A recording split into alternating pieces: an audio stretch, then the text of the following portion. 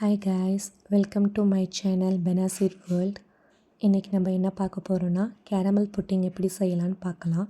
நான் வந்து இந்த க்ரீன்ஸோட கேரமல் புட்டிங் எடுத்திருக்கேன். இது பாக்ஸில் பார்த்தீங்கன்னா 2 பேக்கெட் கொடுத்துருப்பாங்க. ஒன்று வந்து கேரமலோட பவுடர். இந்த பவுடர் வச்சு தான் நம்ம வந்து புட்டிங் செய்ய போகிறோம். இது வந்து கேரமல் லிக்யூட். இப்போ நம்ம வந்து ஒரு 1/2 லிட்டர் பால் எடுத்துக்கிறோம். தண்ணி கலக்காத 1/2 லிட்டர் பால். நீங்கள் பாக்கெட் பால் எடுத்துக்கங்க. வீட்டில் உள்ள பால் பார்த்திங்கன்னா தண்ணியாக இருக்கும். ஸோ இது நம்ம எடுக்கும்போது திக்காகவும் நல்லாவும் இருக்கும். இந்த பாலில் அந்த ஒரு பாக்கெட் ஃபுல்லாகவே நம்ம கொட்டி நல்லா பாயில் பண்ணிக்கணும். பார்த்திங்கன்னா பாயில் ஆகுது. இது பாயில் பண்ணி ஒரு பக்கம் வச்சுக்கணும். இப்போ நம்ம என்ன பண்ண போகிறோன்னா, அந்த கேரமல் இருக்குல்ல, அந்த கேரமலை எடுத்து நம்ம எந்த இதில் நம்ம செட் பண்ண போகிறோமோ அதில் நம்ம ஊற்றிக்கலாம். ஊற்றி ஸ்ப்ரெட் பண்ணி விட்டாலும் ஓகே தான், இல்லை இப்படியே வச்சுட்டாலும் தன்னாலுமே அது ஸ்ப்ரெட் ஆயிரும்.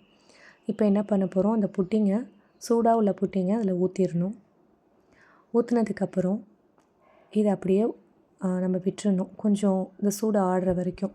சூடு ஆறுனதுக்கப்புறம் நம்ம வந்து ஃப்ரிட்ஜில் வைக்கணும். 1 மணி நேரம் வச்சா போதும்.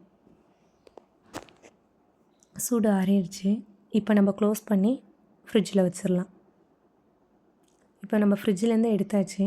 ஃப்ரிட்ஜில் வச்சுட்டு 1 மணி நேரம் கழித்து எடுத்திருக்கேன். இப்போ பார்த்திங்கன்னா நம்மளோட கேரமல் ரெடி ஆகிருக்கும். இது எப்படி இருக்கும் அப்படின்னு பார்த்தா ஒரு ஜெல்லி மாதிரி ஃபீலில் இருக்கும். பாருங்கள், காட்டுறேன்.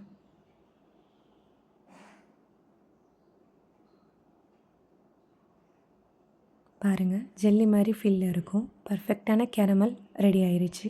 தேங்க்யூ.